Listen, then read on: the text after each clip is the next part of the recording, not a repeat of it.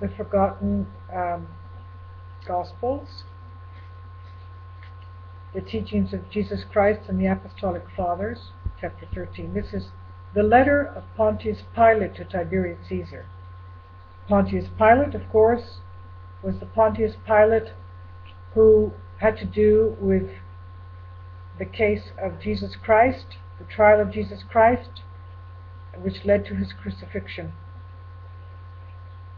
This is another evidence of a man that at that time didn't know who Jesus really was, that he was the Son of God.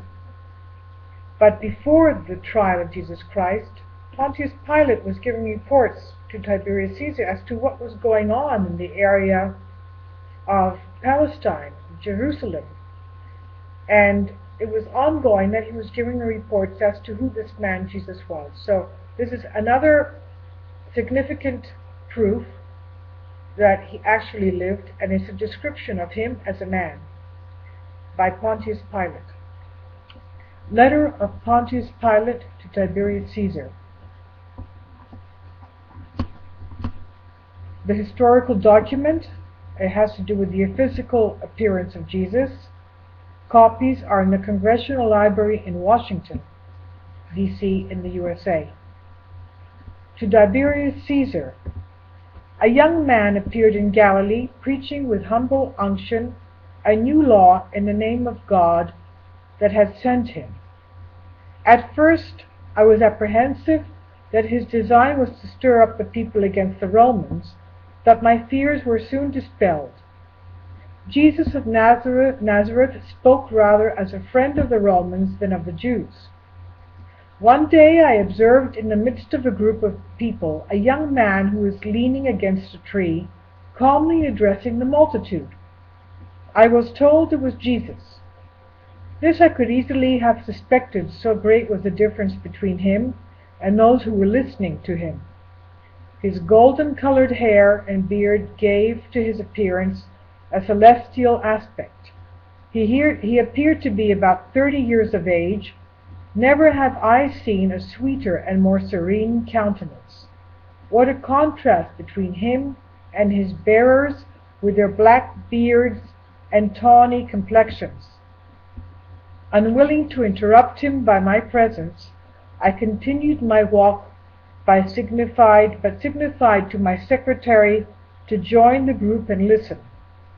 Later, my secretary reported that never had he seen in the works of all the philosophers anything that compared to the teachings of Jesus. He told me that Jesus was neither seditious nor rebellious, so we extended to him our protection. He was at liberty to act, to speak, to assemble, and to address the people. This unlimited freedom provoked the Jews, not the poor, but the rich and powerful. Later, I wrote to Jesus requesting an interview with him at the Praetorium. He came.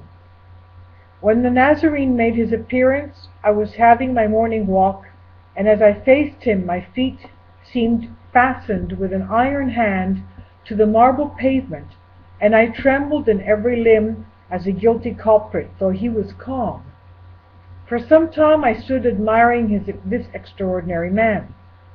There was nothing in him that was repelling, nor in his character, yet I felt awed in his presence. I told him that there was a magnetic simplicity about him and his personality that elevated him far above the philosophers and teachers of his day. All in all, he made a deep impression upon me and everyone because of his kindness, simplicity, humility, and love.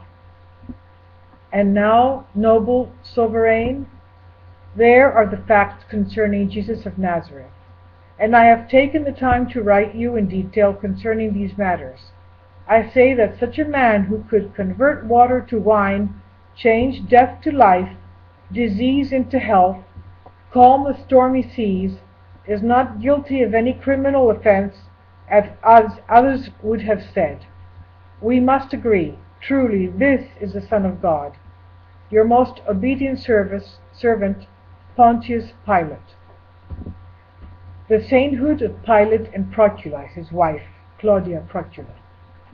The Ethiopian Orthodox Church recognized Pilate as a saint in the 6th century, based on the account of the acts of Pilate as it does his wife Claudia Procula, whose strange dream of Christ induced her to try to stop his crucifixion. Procula is recognized as a saint in the Eastern Orthodox Church and in the Ethiopian Orthodox Church. The Eastern Orthodox Church, she is celebrated on the 27th of October. The Ethiopian Orthodox Church celebrates Pilate and Procula together as saints on the 25th of June. The Archo volume, in addition to physical description of Jesus, can be found in the Archo volume, which contains official 1st century court documents. This information substantiates that he descended from ethnic lines having blue eyes and golden hair. A part of the interview of the high priest Gamaliel describes Jesus' appearance. I asked him to describe this person to me, so that I might make known him if I should meet him. He said, "If ever you meet him, you will know him. While he is nothing but a man, there is something about him that distinguishes him from every other man. He is a picture of his mother, only he has not her smooth round face. His hair is a little more golden than hers, though it has as much from sunburn as anything else. He is tall, and his shoulders are a little drooped. His visage is thin and of a swarthy complexion, though this is from exposure. His eyes are large and a soft blue, are rather dull and heavy. This Jew is convinced that he is the Messiah of the world. This was the same person that was born of the Virgin in Bethlehem some 26 years before." The Archo volume was translated by Dr. Mackintosh and Twyman of the Antiquarian Lodge in Genoa, Italy, from manuscripts in Constantinople and the records of the senatorial docket taken from the Vatican of Rome in 1896, volume 92 to 93. The letter written on a papyrus scroll dated to about 5 BC with an accuracy of plus or minus 50 years. So here we see more evidence from High Priest Gamaliel that Jesus was about 26 years old when he started his ministry, blonde-haired, blue-eyed, tall, very fair, very serene, and also the same description with personality traits from Pontius Pilate.